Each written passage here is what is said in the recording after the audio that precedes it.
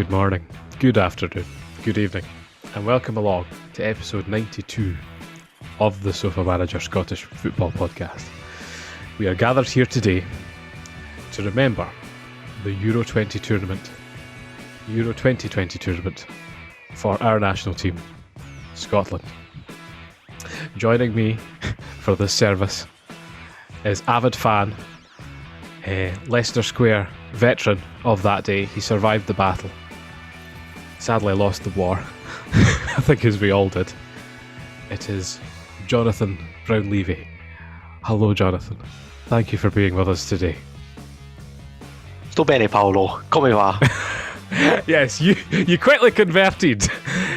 You took your Scottish pounds down to the exchange to get some Italian lira?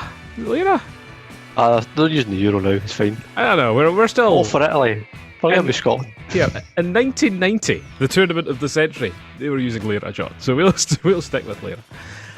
But no, thank you very much for joining us, John. And of course myself, host Paul Menzies, the man who now thoroughly regrets buying his Scotland away kit. And select mate. I know, and I half tempted to phone up, but it's the fact that it's going to have the badges and things on the side when that just wouldn't have existed in the tournament at all. Like, they didn't wear the away kit at all, so it's a weird relic. But you got to stick with it. So, of course, this week we are going to be talking all about Scotland's tournament. Big focus on the game against Croatia. Where do we go from here? And generally, what do we think of the team's progress? We might tack on a few other things towards the end. A few interesting signings around the SPFL. Don't think we've talked about new sponsorship for the league yet.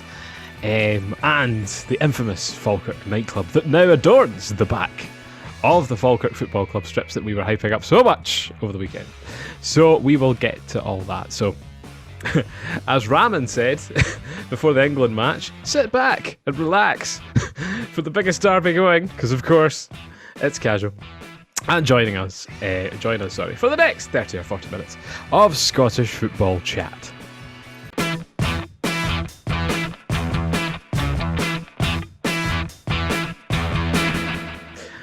Right, okay, after that sort of weird intro, after you finally managed to G me up with your Italian hello,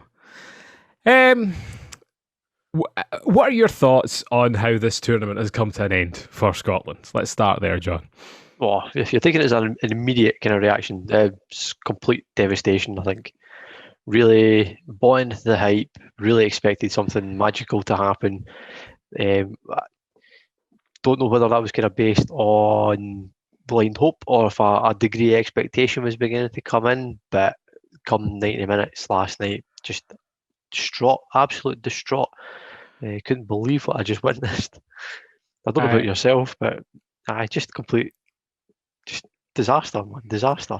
I was devastated as well. I actually went about... We're recording this the day after the match.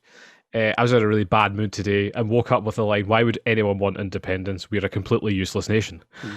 Echoing, I think the thing that sums this up excellently was I was messaging someone last night who, casual football fan, kind of kept up with the Euros and things like that.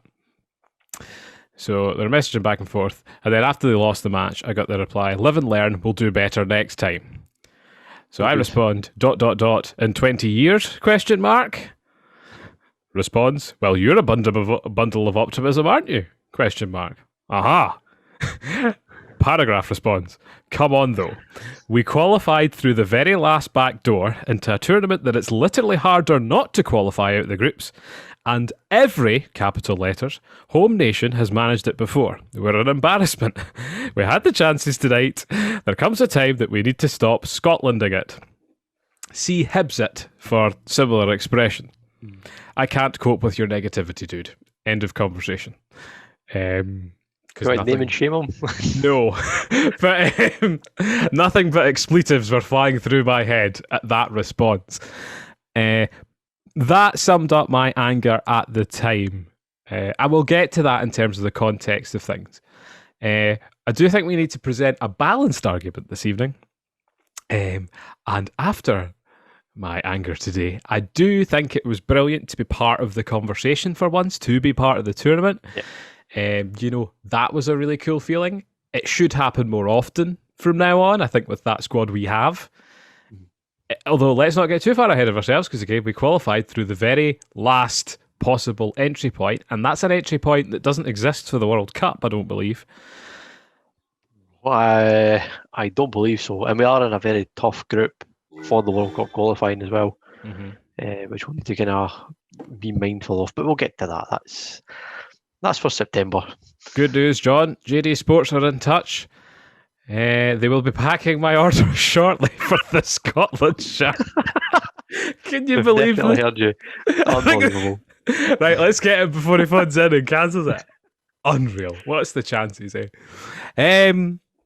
So where do we want to start? I think we'll start with the most immediate recent event. In that, what did you make of the Croatia game? Yeah. Now, as you kind of mentioned, we'll try and do this kind of as a balanced point. So I have kind of done an optimist view and a pessimist view, right? I like it. Get a bit of both. So, I mean, if you're going to be a kind of optimist about the game, you're probably looking to say Croatia, World Cup finalists in 2018. They've got, I'd say, at least 3, maybe 4 players who play in midfield to attacking positions at elite European clubs. You're looking at Modric, Brozovic, Perisic, and obviously Kovacic as well. So they would be my kind of top 4. So yeah, that's the kind of quality Scotland we're up against. If you're kind of looking at it on paper, we did okay. I think if you're being optimistic, we did quite well. We were competitive in the game for sort of periods in it. Cal McGregor's goal was absolutely outstanding. Good touch, great finish, and it gave us a bit of kind of hope and optimism. So especially after the first goal, when that went in, you kind of thought, oh, we're done. But it kind of galvanised it a little bit going into half time.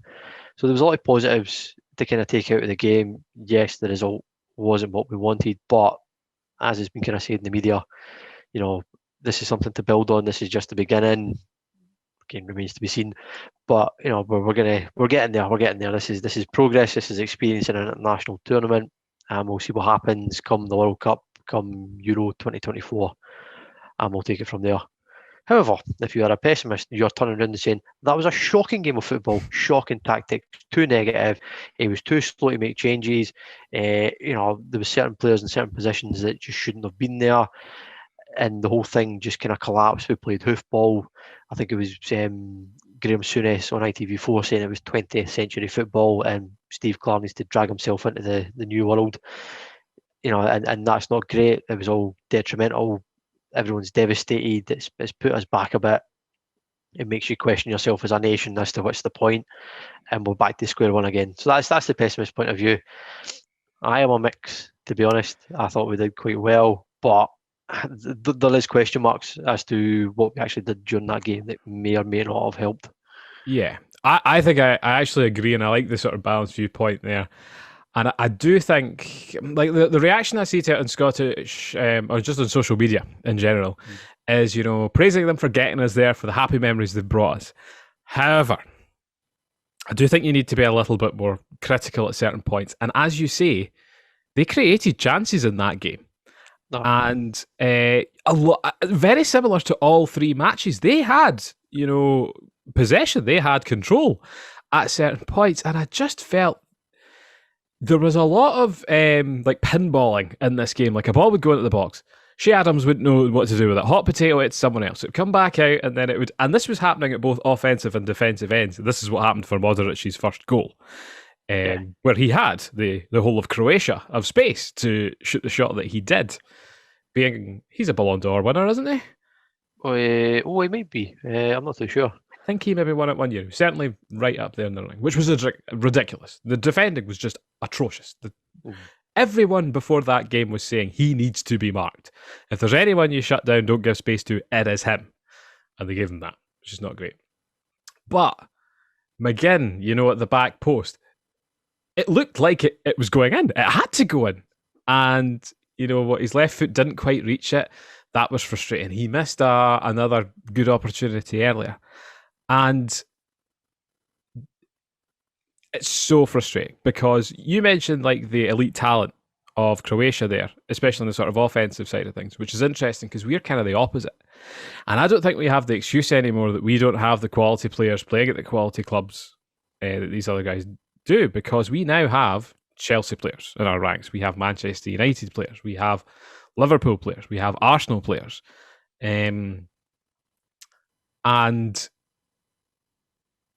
again, that tends to be on the reverse. We have those players defensively. And I just think that whilst people were saying there was a lot of heart to their performances and things, there was more that could have been given. They could have been much more clinical. And there's obviously a difference between effort and playing well. I mean, when I was at school, I used to play with loads of effort, but I wasn't really thinking what I was doing. I wasn't being that effective. Felt Armstrong was a bit like that, being a bit of a headless chicken. Definitely. But yeah, it needed to be more quality. And hats off to Callum McGregor, who hadn't scored a Scotland goal. That felt to me like a really Celtic kind of goal. Like the sort of mid-range, just on the outside of the box, low, like really good finish. Really, really good finish. Very kind of composed as well. I mean, he had a good game for the task he was given. I think all the midfield.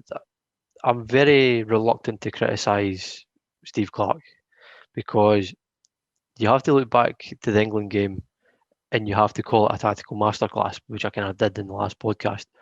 He did extremely well, and that was an unbelievable result. I know a lot of people will mock and say it's a 0-0. How can you celebrate that? For Scotland, that's a huge result. However, when you look at the Czech Republic game and you look at the Croatia game, two games where we have to be a little bit more attacking, he's not really kind of overcame that sort of hurdle. And similarly, again, I know we have a structure, a formation that we're almost kind of set in stone. But in that kind of game, we did need someone else in midfield. That became quite obvious quite quickly. And yeah, you're right. He had to have someone just man-mark Modric, and that would have completely nullified Croatia. You could have brought in John Fleck when Grant Hanley got injured and just told John Fleck to follow Modric around the park. It doesn't matter what your position is, just man-mark him. And I do wonder what would have happened in that circumstance, if that would have changed the game very much.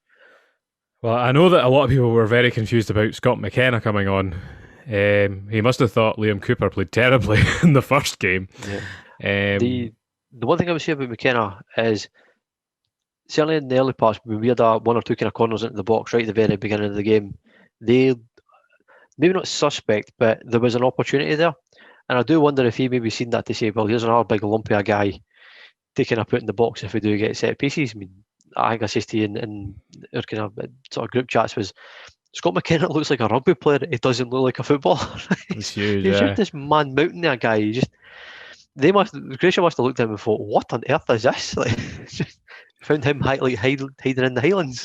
I know. It was really annoying as well that they had picked Stephen O'Donnell as a weakness in that team, and were always going down the left.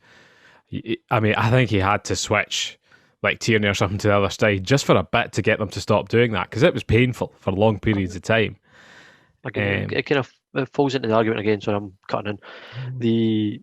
Again, if we went to a back four, for example, it puts O'Donnell into a more comfortable position for him, because he's not an attacking wing back. He did exceptionally well against England because he had to defend. That was his main job. And he looked like a completely different player, and everyone's like, oh my God, like, really sorry for tearing into you after the Czech Republic game. But it's coming back in again for the Croatia game. But you have to kind of say it's not the player, it's the position he's been told to play. Because when Nathan Parson came on for the last 15 minutes, like, I know the game was done, but the energy and ability to get forward was just night and day between the two. And that's frustrating as well, because you think, well, I mean, what if we had swapped out O'Donnell for someone else? What if we had more attacking ability on the right? It would have freed up more on the left. It might have took a bit of pressure off the midfield. And you just want to go back in time and do it all over again. Well, save FIFA and save Football Manager, go back and reload your save. I think you're raising a really good point in that the way the Scotland team is currently set up is it's not very flexible. The system, the formation is the same. The players are broadly the same. And if you have a manager that's seen 3 or 4 Scotland videotapes, they know what to do against us. And the thing about watching Croatia it's just their threat from passes and balls behind were night and day compared to us, and they had a few really good one-on-one chances with David Marshall that we got nowhere near. And I think this whole tournament, I cannot remember a time where one of the Scotland strikers has been through one-on-one with a decent shooting opportunity. There's always been defenders in front of them, or it's been a crossed ball at the back post or something like that. Now, if you want to play that way, fine, play that way. But it didn't work. We scored one goal the entire tournament from essentially a few rebounds and some defensive mistakes. Yeah, and keeping the ball on the deck, fundamentally. Exactly. I think that was a moment of football. Yeah. I know, and it was a moment of individual brilliance more than any, tactical move or anything like that. Yeah, as much as anything else, it was. Yeah. So he does need to sit down and look at that. That comes with looking at the attacking options, which are very, very thin on the ground from a Scottish perspective. But yeah, very. I think it is pride in the performances that we saw, but it needs to be better. It needs to be more clinical. You can't go out there, pat yourself on the back for doing a good job, but feeling unlucky, because that means there is something wrong, ultimately. I am not a great believer in just being unlucky, especially not 3 times. And you look at this group, this was not the hardest group in Euro 2020. It was not the easiest group in Euro 2020. But I felt like the performance they put in against England wasn't there for some of the guys against Croatia. And each and every one of those games they should have been fired up for. They should have been out to the max. Why couldn't Stephen O'Donnell have put in the performance he did against England, against Croatia? Well, as I'm going to say, he was having to play a completely different game. So he was expected to attack, and it was the same in the Czech Republic game. He was expected to get forward, and that's... He just didn't look comfortable in that at all. So that's a tactical blunder in both games. Well, let's be honest. Here's my next concern as well, is when on planet Earth are you going to get 2 games in a tournament at Hampden again? Ever? Oh, never. I mean, that was, again, it may have been a kind of even a counterintuitive point. Maybe it was too much pressure, being a home game for Scotland and all this kind of... They trained at Firhill the night before, John. How could that be an advantage? You'll never see the likes of Luka Modric rocking up at Firhill thinking, what the fuck is this? To be fair, though, Dinamo Zagreb and all that do not play at, amazing arenas, do they? So, this won't be a shock to them. I mean, rocking up with, what is it, where the Partick really is in the kind of grand scheme of Glasgow's East. I've been there twice. I've been, but I don't know where it is in the map. So sorry. It's next to the canal. North side. It's the not north side. It's not as far from the M8 just before you go across the bridge. It's kind of diagonally up the way. Anyway, okay. So it's kind of northwest-ish. Anyway, that's irrelevant. It's the same kind of thing. I mean, how can you show up at Firhill? I mean, they could have trained at Ibrox. They could have trained at Parkhead, Lennoxtown, Murray Park, Lesser Hampden. It's just mad. But phoned up Ray McKinnon, or formerly Ray McKinnon, at Queen's Park. Who's the Queen's Park manager now? He's previous assistant. I can't remember his name. I thought they got someone. I thought they were going to get Stubbs in, and thought, where's Gooden? It's like, oh well, we've moved from Hampden to Firhill. It's practically the same, so we'll give it a bash. And they've rocked up and thought, oh, I just can't imagine. As you say, Modric, Kovacic, people who could buy the stadium on a week's salary, essentially, wronged up there and, flown back and forth. So they were at a disadvantage. This could have been the best opportunity. It really could have been the best opportunity for them. In history, looking back at it, it probably will be the biggest chance we've ever had. I mean, I know we're obviously too young to talk about it, but a lot of the older guys are kind of saying this is it's got hallmarks Argentina 78, where it's they go there with all the hope in the world, half expecting to win the World Cup, and then absolutely bomb it in all 3 games, which is what we've almost done. Scotland, Scotland. Yeah. But this is my big thing, is we felt so left out from the France tournament when Wales went through, when Northern Ireland went through, when England went through. I think Republic went through as well, didn't they? All home nations apart from Scotland were there. Even Iceland were there. And, I think if we're looking back at Euro Euro 2016 was the one that we were desperate to be at. And then you look at this year again, Wales went through. And I'm looking at the Wales squad thinking, are they better than us? Like on paper? No, they're not. And again, maybe it's a mentality thing. And there are a lot of people again are kind of saying, well, it's our first tournament in 23 years. We need that experience first before we can take it any further.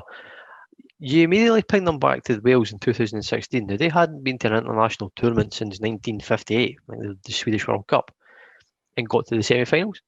Like, that just doesn't work. Like, that argument doesn't work at all. Like, we maybe have slightly better players or a slightly better quality of squad. Who knows? It doesn't show in the park, obviously. On paper, maybe. So that argument falls on its backside.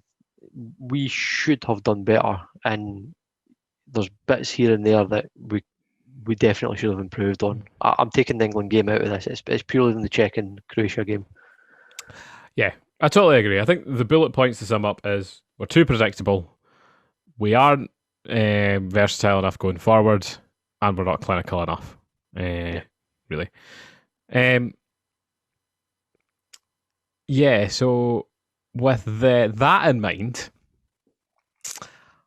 what are your thoughts about... So you said, for example, that like Nathan Patterson did really, really well coming in. And I know a lot of people are now crying out for the likes of, Turnbull to come in next time to get the likes of Patterson more minutes, the likes of Gilmore more minutes, probably people like Nesbitt and stuff like that as well. Do you think that might be a good direction to go in for the World Cup qualifiers that are coming up? It's a start. I mean, I don't see any reason why certainly Nathan Patterson should be involved significantly more now. I think we had a very slight glimpse as to what he can maybe offer. Can we not move him up the park a wee bit and say, hey, Rangers, going to try him at right midfield? We've got enough fullbacks as it is. I think he would look quite good as to play that kind of right wing back. If you're going to continue with a back five or a back three with wing backs, Nathan Patterson in a year or two time will be perfect foil for Andy Robertson and Kieran Tierney on the other side. Like, that's what we should be aiming for. That's what his development should be all about, as well as doing well for his club, obviously. Billy Gilmore, yeah, definitely. He should be in there constantly now. He should be almost have that team built around him if he's going to have that kind of status. Even if he's not playing consistently at club level?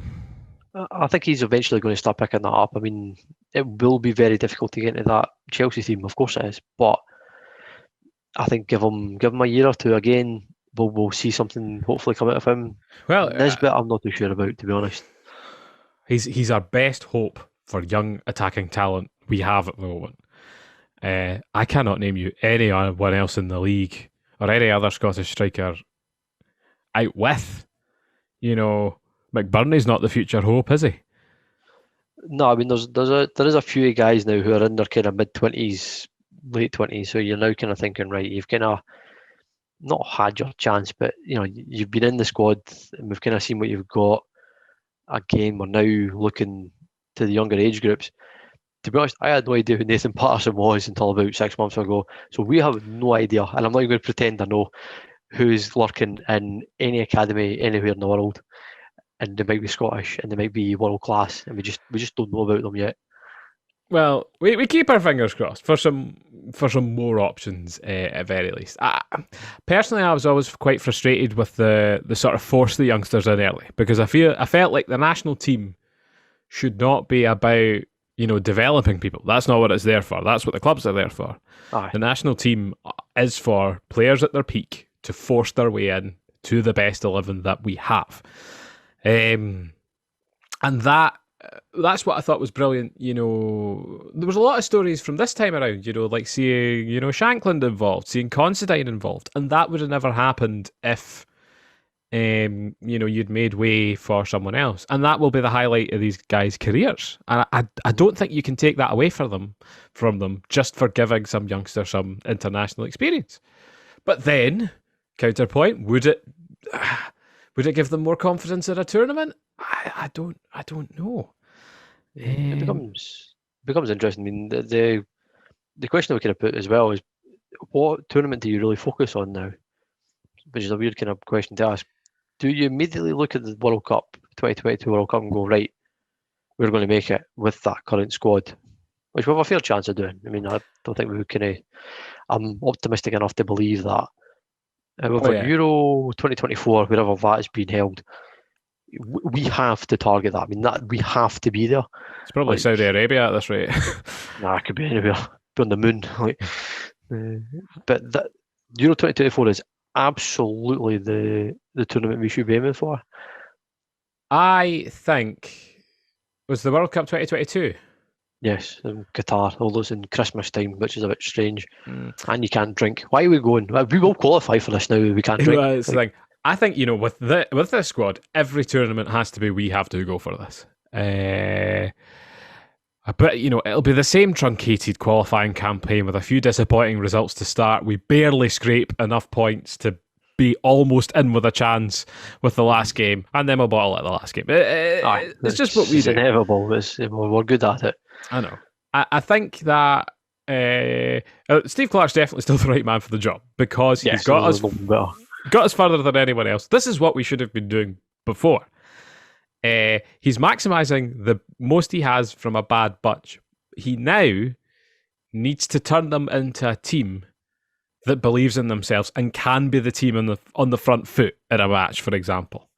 If Steve Clarke was, again, I'm reiterating myself, but he is an absolutely brilliant defensive-minded coach. Like if Scotland had ended up in the group of death, like instead of Hungary, like we had France, Germany, and Portugal, it would have been really fascinating to see what we would have done in there, because we would have been as structured as we were in the England game. I'm not going to say maybe sneak a goal here and there, but that's a kind of group and against a nation that's maybe more suited to Steve Clarke and his tactics.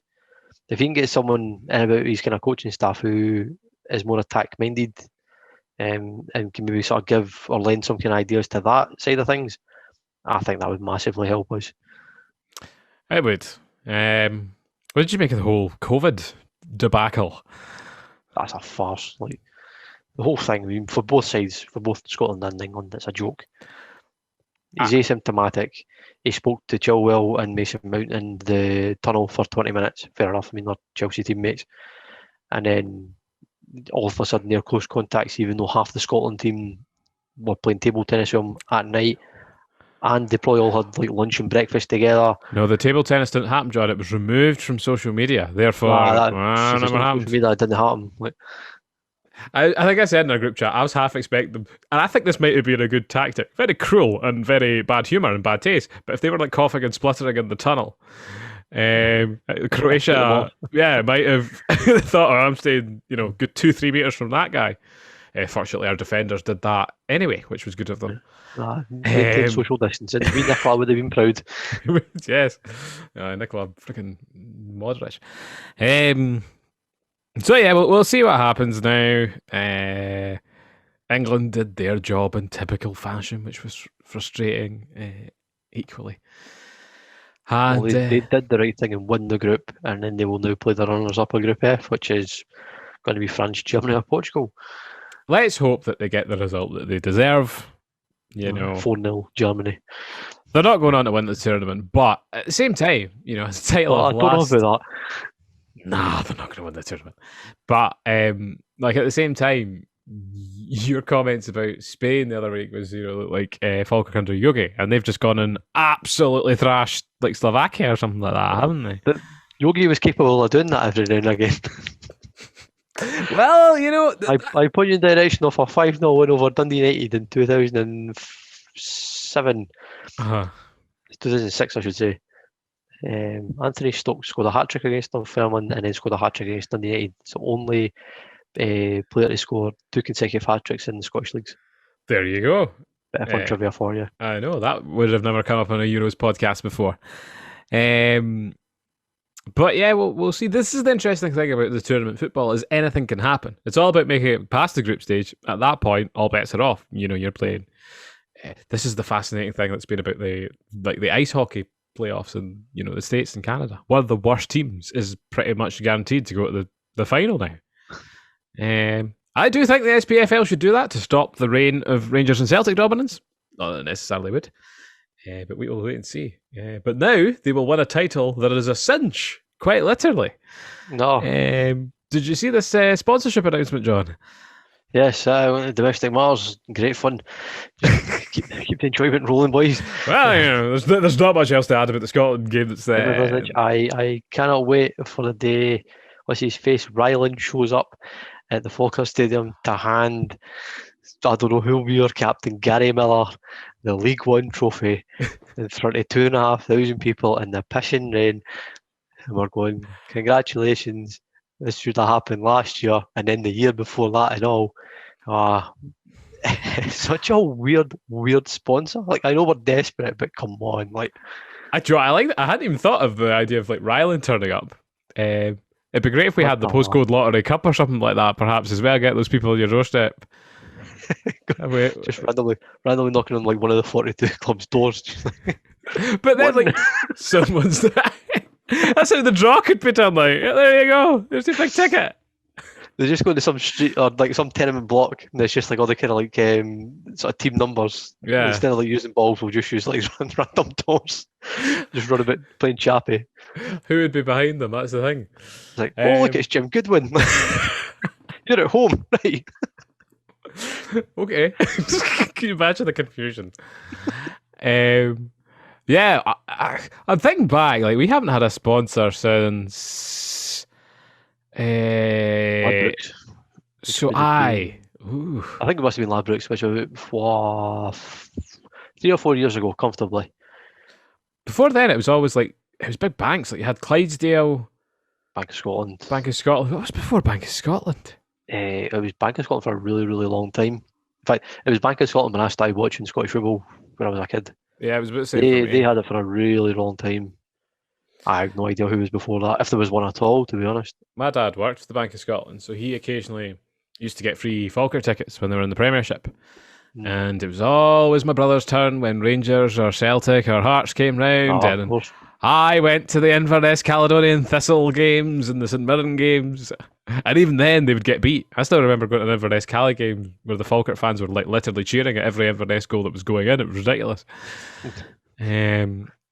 Good times. Yeah, it's not quite as prestigious. They are sponsoring, I think, all the leagues, though, aren't they? Like, I think they're doing all the leagues. I don't know about the Scottish Cup. I think that's slightly different. Or it's Glenn's Vodka or someone daft like that. Oh, you wait for the Mad Dog 2020 trophy and things like that. Like, you know. Fair play to Premier Sports for actually picking up the League Cup, though, and that's nice of them. Absolutely monopolise a trophy that no one cares about. It's kind of where they've got to be in the market, though, isn't it? Like, I actually think they do a really good job. Like, their coverage is better than STV coverage, for example. Yeah, definitely. Especially, see, for the Scottish Cup final and stuff. Essentially, it was the BT coverage, really, wasn't it? It's the same production company. I can't remember their name. So Premier Sports have basically employed this production company, and then all the kind of pundits and co-hosts and whatnot are all kind of, I think they're part of that kind of package. I can't remember the name of that company. I think Sunset Vine, maybe. Sunset Vine, yeah, that's the one. So yeah, I mean, we always like picking up these sort of random, more obscure trophies. It is nice to have a little bit more money behind it. I think desperately needed. You know, the league certainly has picked up much more interest with Rangers being more competitive with Celtic now. It would be nice to see other teams be a bit more competitive with each other. Like, Hibs didn't really have a rival last year, you know, to third place. Aberdeen were kind of there for the whole thing, but you were just waiting for them to fall off. Just an awful season for these. Well, that brings us to the exciting draw for the Europa Conference League thing. UEFA Europa Conference League qualifying third stage. Yeah, well, God, even before that, we're in the second. I'm going to say second. Well, they are against the Hackers, quite literally. BK Hacken, is that how you pronounce it?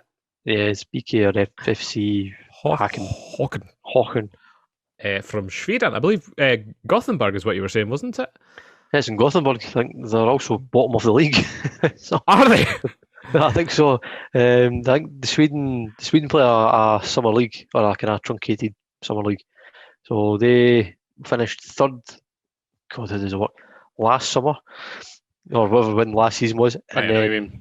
Like at last this point in October. time, so they're currently bottom of the league, or they were sort of that the last time I looked. Now, we know, John, from any European qualifier against the Scottish team, that is out the window That's when broadly irrelevant. the Scots come and play, exactly. I was looking up their FIFA rating, and it's pretty much, it matches Aberdeen quite closely in terms of, like, they're like a 2.5-star team, which usually means that they'll beat us. In terms of what we've done, what have we done? An English guy from Brighton, who seems to have next to no first team experience. An English guy from Atlanta United, because that seems to be a connection, who seems to have next to no first team experience. And then the likes of Declan Gallagher, J. Emmanuel Thomas, and our new captain wearing the number 8, as was announced this week, Scott Brown, who I saw on Twitter was getting jibes for in training not wearing like short shorts and like a short sleeve shirt and playing the hard man that he usually does. They've also noticed he's grown his hair a wee bit and lost the hard man baldy sort of skinhead. So he's softening himself up to take over Stephen Glass when he gets sacked. Well, that's the thing. Part of me was looking at it and all these Twitter comments, oh, he's not such a hard man. I was like, well, he's kind of the boss now, so he needs to.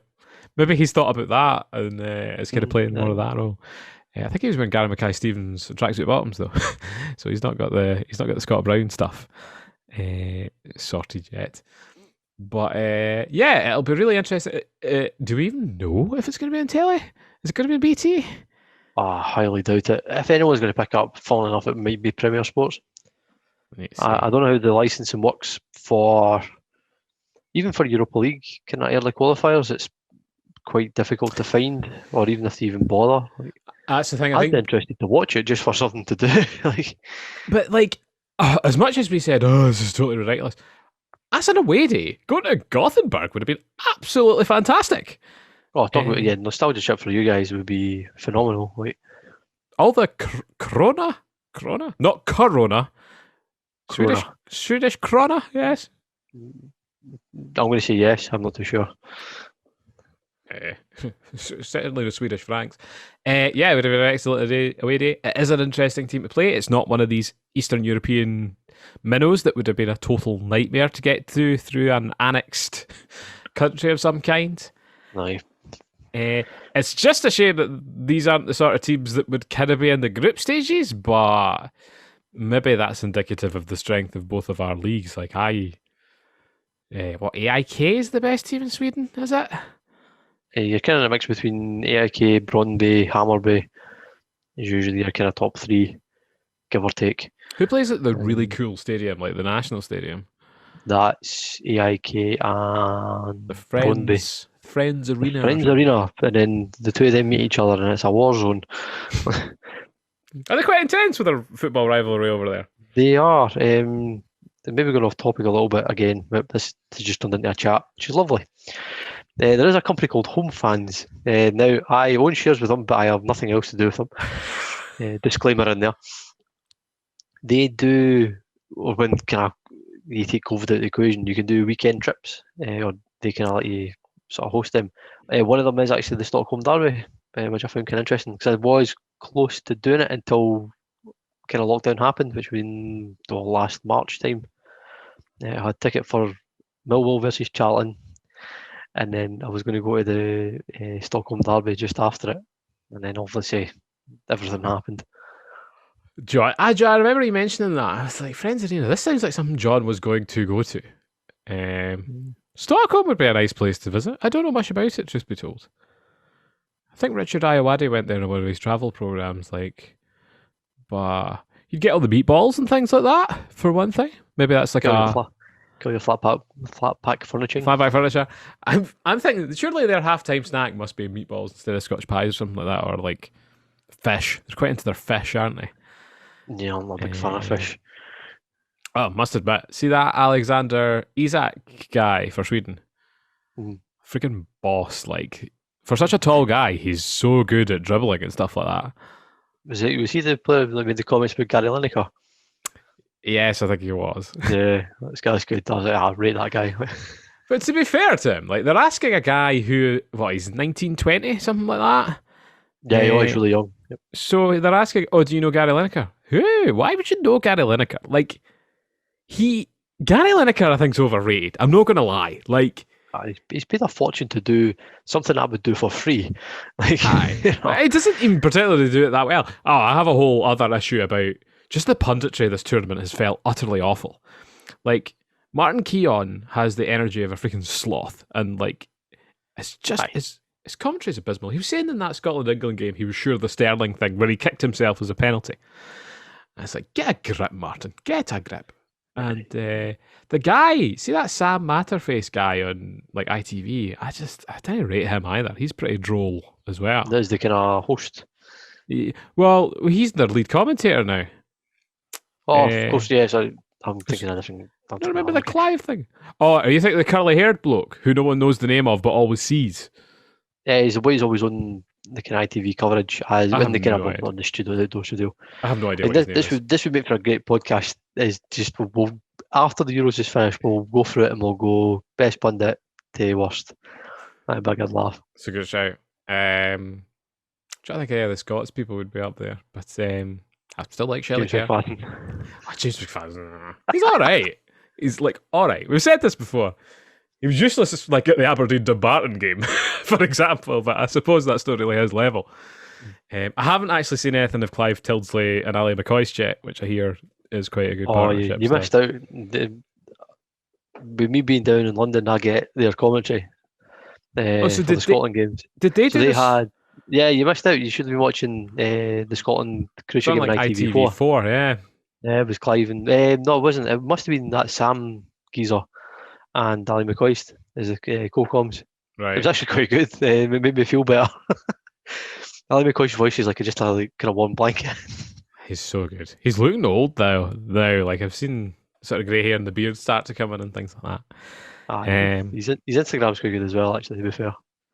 Busy guy. Yeah. But no, when we're watching stuff, it needs to be better. Like I still think Patrick Vieira and Roy Keane and stuff like that are odd choices as well. Who's that's the a other guy? Bygone age. I know. There's the guy on the BBC as well who's like, he's foreign. I think he's French or is he Spanish? Eric Abidal. No, Eric Abidal's not on the BBC. He was on when Ericsson collapsed. Oh, Micah Richards. No, the foreigner. Oh, sorry. I'm just thinking of the guys that may have been on it. I mean, was he not on that? Micah Richards was on that. It was Micah Richards, Alex Scott, Gary Lineker, and somebody else. Yeah, I feel like it was like a Spaniard or something like that. Cesc Fabregas. Aye, that sounds about right. Yeah, he is one of their pundits. I think he was doing that game. That was such a shock, that game, that I know. I can't really remember very much. To be fair, I can't really pan them that much because I've mainly been watching the like highlight shows, which seem to have all but dried up at the moment, which is kind of annoying. But yeah, I still find it funny that folks like Dion Dublin are on there, and I'm like, really? He should be flogging houses. Like, well, that's the thing. See, when he was up in Glasgow for the game, I was like, he's looking at some property. This is why he's taking that trip. He's got a wee side hustle going on in the Gorbals. Like. Also, I was watching Rob Green was on the other day, and I was just like, he's just a bit boring. That's scraping the barrel. Well, like I've been watching like Ben Foster on YouTube a lot recently, and he seems to have a little bit more, personality and go about him. So it would have been maybe good to see him instead of Rob Green. So I don't know how they arrive at the choices. Like they don't seem to audition these guys. It just seems to be, if you're interested and your agent knows the right people, you get to be a pundit. It seems to be. I mean, again, Ali McCoy seems to be the one who he talks like he actually wants to be there as well. He's got all the enthusiasm. He genuinely feels like this is a huge kind of opportunity, and he's very grateful for it all. Compare him to like somebody like Mark Lawrence, it just sounds like it's a drag, and he doesn't actually. He's been forced there against his will. Like, just fuck off, right? We're all done with this guy. Like, he's been devastating goal comms for all these years. He needs to go. Like, to be fair, like he was done for the Brazil World Cup in like 2014. Beyond that, 2008. Yeah, but to me, he represents the golden age of the pundit that was like Hansen and like Lawrenson and things like that. And who was the old commentator that used to do the England games and stuff? He was like Des Lynam and stuff like that. Really going back. Yeah, but like they were brilliant commentators. And in the same way, like I don't think we've like, for example, okay, you hear the like is it Archie McPherson used to be our commentator? Yeah, so he used to do it. Does Ian Crocker hold a candle in the wind to Archie McPherson? No. To be fair, Ian Crocker has not had the same opportunities that Archie McPherson has had to commentate on such things. I do think the Rory guy's a good commentator. I always moan about Liam McLeod because he just tries to make everything into a clip that goes on BBC Scotland, like trailers and things like that. But at least he's enthusiastic about it. Aye, and again, Archie was great. Derek Ray is probably the best commentator we've had in the whole of the UK for a very long time, and unfortunately does all this sort of commentaries for the Americans and getting paid an absolute fortune for it, I imagine, as well. Well, that's the thing, because I'm subscribed to some of the sports channels in Canada because of the ice hockey. I noticed that their broadcast, they have Kevin Kilban on as an analyst, and I was like, I don't like Kevin Kilban. People, I know, but they were like, right, we need a pundit who's kind of vaguely in touch with European football that speaks English. That Kevin Kilban guy's like occasionally on. Was he an internationalist at any point? He must have done. He was Irish. Oh yeah, that's true. Oh, he would have been an internationalist all the time then. The two really weird ones is Craig Burley, who appears on ESPN FC. On if you watch BT Sport every now and again, it's like it's a gap filler. But I think it must be either for the Americans or the Australians. I'm not too sure who for. Because he's on there a panel with him, Shaka Hislop, and then two other random guys. I'm not too sure who they are. One of them is he's a Spanish pundit. It's not the guy you're thinking of. The other guy, the kind of fatter guy. I can't remember his name. The Scottish guy that talks about Spain, or he's actually Spanish? No, he is actually Spanish. He's their kind of European correspondent. Right. So not the guy that writes in the BBC website and things. No. Guillaume Balig. It's not Guillaume Balig. It's this other guy. If Darren was on, he would be able to tell us. I know Craig Burley because I occasionally watch that, and those American talk shows are really weird because they pump them out like all the time.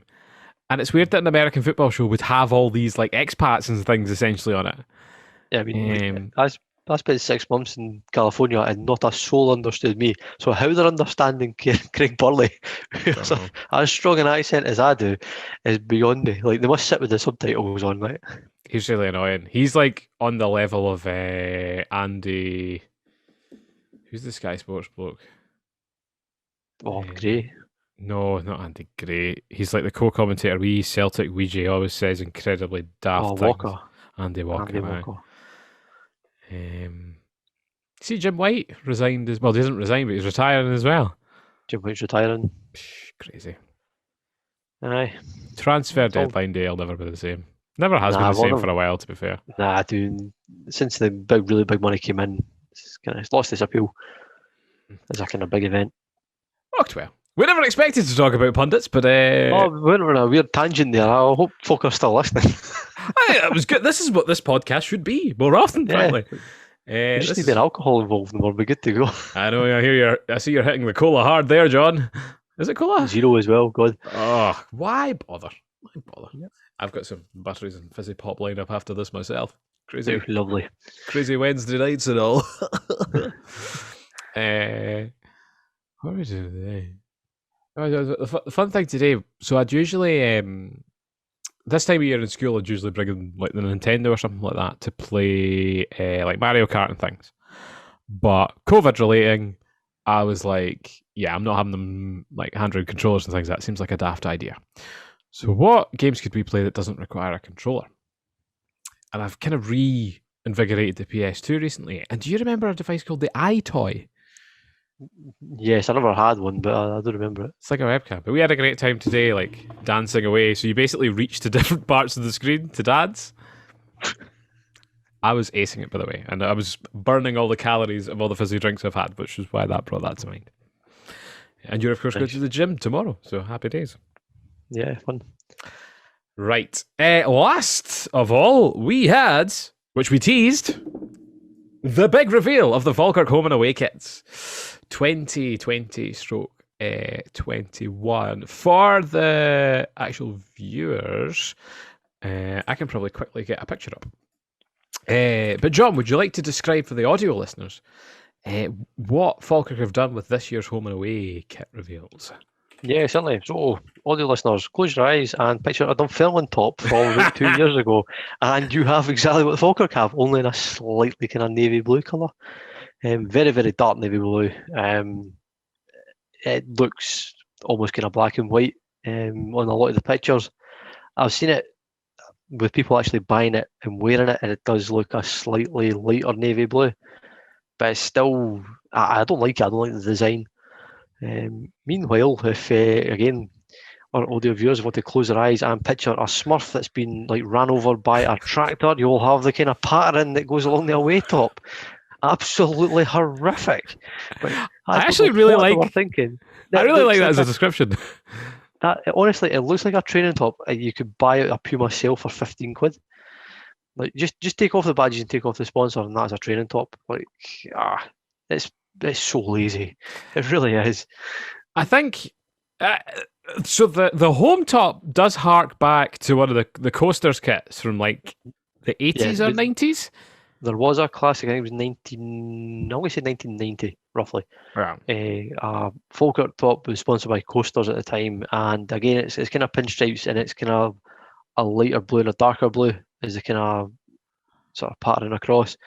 Really quite kind of classy. And if they had replicated that, yeah, I mean, I would have had one by now. I would have ordered it straight away. They're not really done that here. It's a bit of a disappointment, to be honest. See, that's the thing. I think it's close. Like it almost looks good. But the stripes stop a little bit too short, and the sponsor in red. See if they. If I'd done that in white, or even if you had the I mean, white would have looked better, to be honest. A surround or something. Aye, but it just looks like a junior kit or something, doesn't it? I have many problems with this. I mean, if you even look at the kind of audio viewers, even like the kind of round the shoulders. So like why is the kind of pin like slightly cut out and come back in again? And why are the sleeves are slightly different, darker shade of navy blue?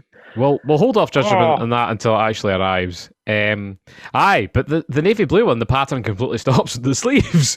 Yeah, it's absolutely madness. And again, there's a kind of weird kind of taper at the bottom of both kits, rather than just on the pattern going all the way around. I mean, for a fat bloke, it's honestly going to look like you're wearing a one piece. It's just not right. Like, if the Falkirk marketing department are listening, do not take that as a merchandising suggestion. That is definitely not one you want to be kind of putting through. No. I think. People were like very nearly furious that the home top was going to be that light blue. I personally think changing it wouldn't be such a bad idea. I am going to now look for the Stenhousemuir kit, which is also a Puma kit. If we're going to do a comparison, this is golden. So, but this what we could have won. That's the thing. If they had gone with this kit in navy blue, see the amount of players that Stenhousemuir have signed is ridiculous. By the way, it says a lot. I mean, they've had a huge rebuilding job. I think they lost a lot of players. They still have is it a lot of kind of loanees for Hibs? I know they still have that kind of relationship. Well, it's like a technical partnership. Not that many guys have come in from Hibs from this year. They mainly seem to have borrowed from the Lowland League, as well as picking up some sort of journeyman like Ross Forbes and stuff like that. So they still manage that balance of these lower league teams in that a big name who was once good, that is your good player, and then a kind of bunch of young guys around it to sort of aggregate that. Puma away kit, vote open now. No, I'm looking for the home kit. Hey, there we go. Home kit announced. So at long last, I can now open this up. So I'll describe this to the viewers who can't see it. This is on the Stenhousemuir website. Again, it is another Puma kit.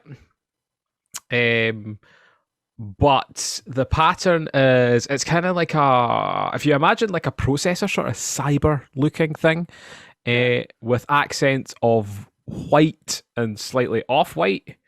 And then so I think there's some yellow accents on the kit as well. Of course, the photos are absolutely tiny. Just in case. Yeah, elsewhere. But if Falkirk had gone for this in navy blue with some red accents, I think it would have looked sick. Yeah, they've missed a trick. I do think Stenhousemuir also have a nicer sponsor on here with an actual graphic design logo. Yeah, again, the kind of the sponsor matches the design of the shirt as well. Yeah, which helps a lot. So it's just it's a failed attempt by the Falkirk team. I'm afraid they've done well up to certainly this season. This season's been a disappointment. I was about to say, like, it's been a good run. You can't complain. Yeah, oh, definitely. I mean, even I didn't mind last season. It took a while for it to kind of grow on me. The season before that, I do regret not buying the away top with the kind of kelpies and stuff around the sleeves. Yeah. That was quite cool. Yeah, the white one. But never mind.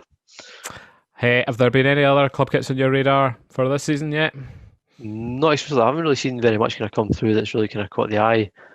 To be fair, I haven't really been paying attention, but yeah, I've been kind of more focused on the Euros than I have on kind of domestic matters. The Falkirk one was, well, to be fair, the Aberdeen kit actually I don't mind. See, I initially was like, ugh, another red kit, but with the black accents instead, it is a bit of a change. So again, if it's cheap at the end of the year. However, I am growing to like my big white collared one that I got, with the like traditional Adidas. It looks like the Russia kit, essentially. Yeah. I think Belgium have had the best variation of it. If they could have changed the colour of the sleeves, it would have looked so much cooler. My big regret for an Aberdeen kit I didn't buy was years ago. They had a black and like neon red away kit. So like the three Adidas stripes were bright red, and then the sponsor and things were like a really bright neon red. I should have got that one and didn't. Gutted. Well, maybe these things will come back round one day. But if you want something, you buy it. He says, regretfully looking back to his phone at the unopened GD sports message of the incoming Scotland top that will be sent his way as the general public stop wearing them. I tell you, those score draw Scotland strips, they must have shifted a heck of a load of them though. Like you'll have seen them when you were down in London last week. Like so many of them. Like I mean, for 35 quid, yeah, 35 quid. Like half the price of essentially an actual Scotland top. Great idea. Yeah, and it looks nicer to be honest. Well, some of them do. The first Scotland kit I had was the 98 one, so like the different colours of blue stripes, white collar with tartan around the logo. So I always hummed and hawed about getting that one, even though I thought the purpley tartan one was a slightly nicer kit. Was there one in particular you might have gone for? Well, I'll give you a shock. I have never bought a Scotland top. You have a polo though?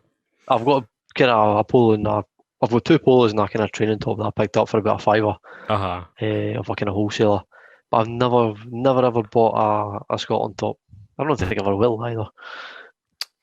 I don't know why. I've never seen the appeal of it because we've always been kind of so far away from actually being able to do anything. No. Well, see, I've got the Scotland rugby kit as well. Again, I do have a Scotland rugby top, which is really. I've been to 2 games, I think, and my mum and dad actually went out and actively bought me one. I don't know why. It's actually quite nice as well. That's what I think it almost fits me because it was just so big. That's the thing, though. They're like 6 or 7 years ago. They're made much better than football kits are. They're high quality. They're thick material. I mean, they're good for the winter. It's almost like your kind of hockey jerseys is that kind of material. Yeah.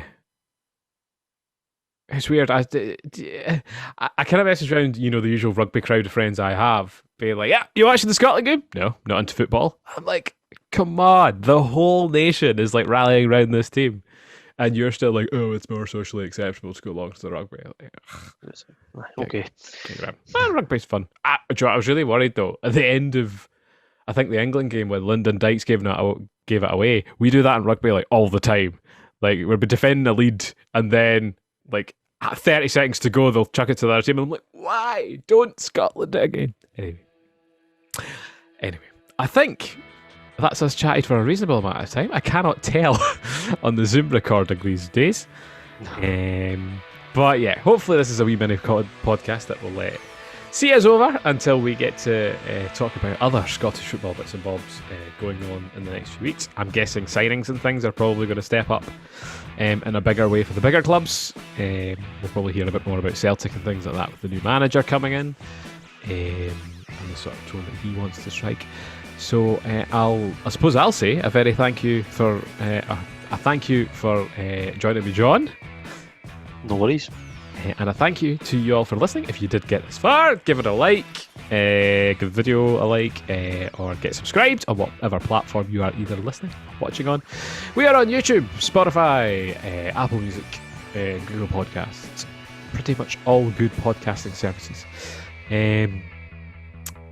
So yeah, thank you very much for listening from myself, Paul. Ciao, all the best. Bye. And have a good evening, a good afternoon, and a good morning. Goodbye.